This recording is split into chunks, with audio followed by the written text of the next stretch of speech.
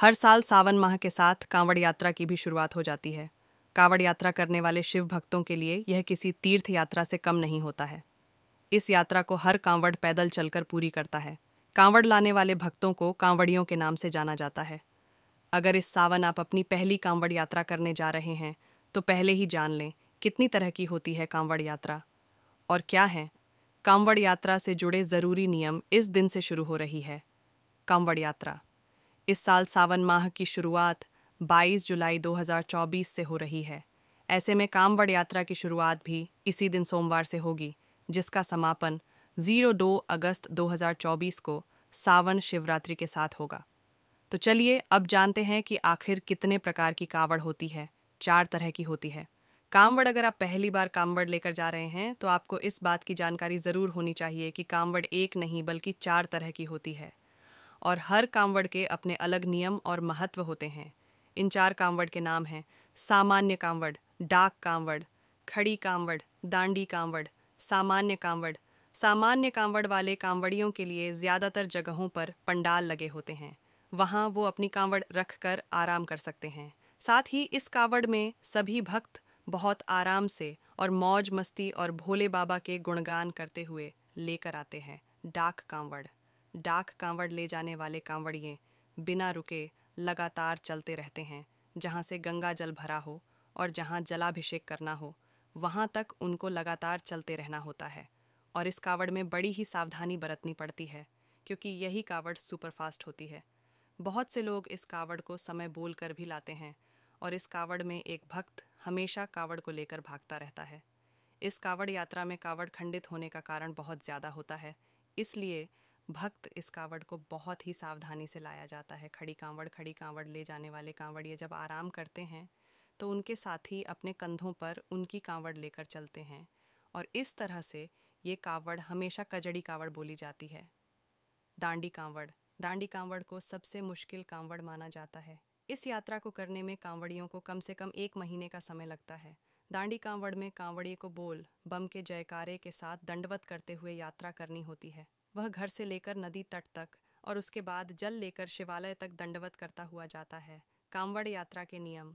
कांवड़ यात्रा के दौरान भक्तों को नशे, मांस, मदिरा या तामसिक भोजन से दूर रहते हुए सात्विक भोजन करना चाहिए।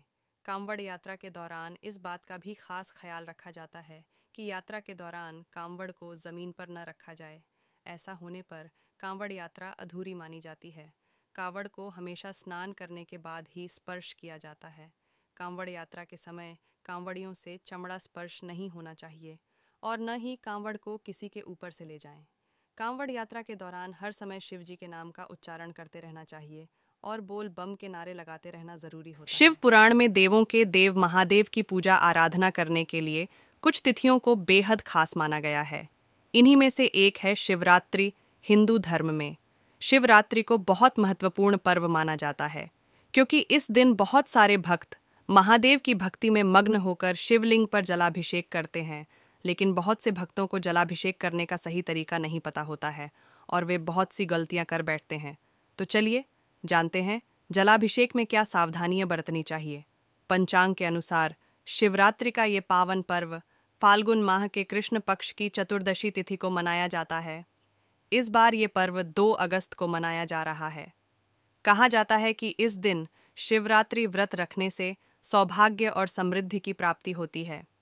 इस दिन भगवान शिव शंकर को प्रसन्न करने के लिए उनके भक्त व्रत रखते हैं और पूजा अर्चना करते हैं। शिवरात्रि के अवसर पर भगवान शिव को प्रसन्न करने और अपनी मनोकामनाओं की पूर्ति के लिए रुद्राभिषेक भी कराया जाता है।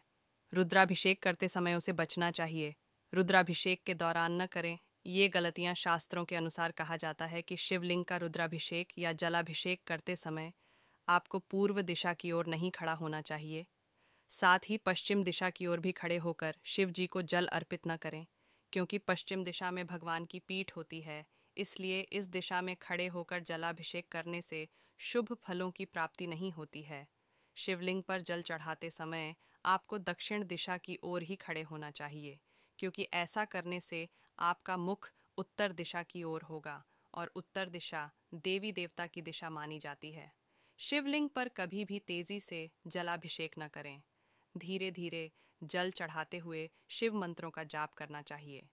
शास्त्रों के अनुसार शिवलिंग पर जल चढ़ाते समय कभी भी तुलसी की पत्तियों का इस्तेमाल नहीं करना चाहिए, क्योंकि भगवान शिव को तुलसी चढ़ाना वर्जित है। साथ ही तुलसी चढ़ाने से बहुत बड़ा पाप भी लगता है। शिवलिंग पर जल अर्पित करने के बाद परिक्रमा नहीं करनी चाहिए, क्योंकि शिवलिंग पर जो जल अर्पित किया जाता है वह पवित्र हो जाता है। ऐसे में उस जल को लांघना अशुभ होता है। इसलिए यदि परिक्रमा करें भी तो जहाँ से जल बह रहा हो वहीं से वापस घूम जाएं। चलिए आगे बात करते हैं कि शिवलिंग पर जल अभिषेक करते समय हमारे मन में कभी भी बुरे भाव नहीं होने चाहिए। साथ ही हमारा मन साफ सुथरा होना चाहिए। अगर मन में गंदे विचार भी आते हैं तो भोले बाबा से हमें माफ़ी मांगना चाहिए।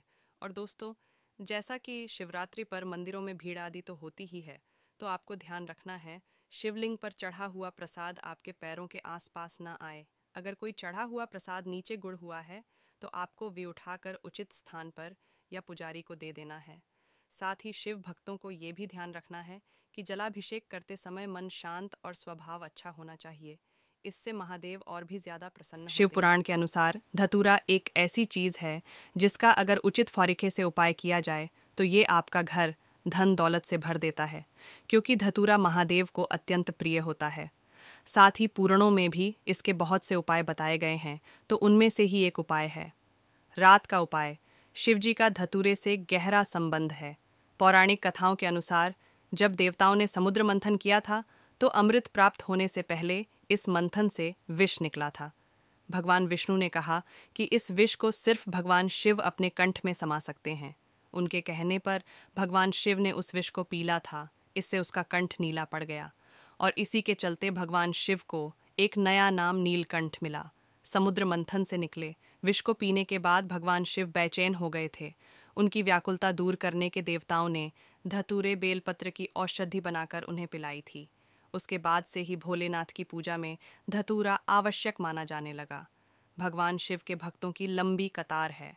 हर भक्त चाहता है कि वह अपने महादेव को प्रसन्न करें और उनका आशीर्वाद ग्रहण करें। इसके लिए महाशिवरात्रि के दिन कई उपाय किए जाते हैं, जिनका लाभ बहुत जल्दी भक्तगण को प्राप्त होता है। इस बार शिवरात्रि का पर्व 2 अगस्त 2024 को मनाया जाएगा। इस दिन मध्य रात्रि 12 बजे किया जाने वाला एक सटीक उपाय आपके जीवन की हर समस्या को हल कर सकता है। कौन सा है वह उपाय और किस तरह करना चाहिए? तो चलिए अब बात करते हैं आखिर शिवरात्रि पर कैसे करना है ये खास उपाय। शिवरात्रि के दिन एक धतूरा तोड़ लें। अब रात 12 बजे घर के पास किसी भी शिव मंदिर में जाकर धतूरा रात्रि 12 बजे ही भगवान शिव पर अर्पित करें। आधे घंटे तक धतूरा शिवलिंग पर चढ़ा रहने दें। अब इस दौरान मंदिर के बाहर बैठकर श्री शिवाय नमस्तुभ्यम मंत्र का जाप करें। आधे घंटे इस मंत्र का जाप करने के बाद 12:30 पर धतूरा उठाकर घर ले आएं। अब इस धतूरे को लाल कपड़े में बांधकर अपने धन स्थान, व्यापार स्थान, खेत आदि जगहों पर रख सकते हैं। तो चलिए अब बात करते हैं कि कब करना है ये उपाय। वैसे तो ये उपाय आप किसी भी मासिक शिवरात्रि पर कर सकते हैं, लेकिन महाशिवरात्रि पर करने से इसका परिणाम जल्द प्राप्त होगा। इस उपाय को रात्रि 12 बजे शुरू करते हुए धतूरे को 4 बजे के पहले पहले धन स्थान, नौकरी या व्यापार स्थान या फिर खेत में रख दें।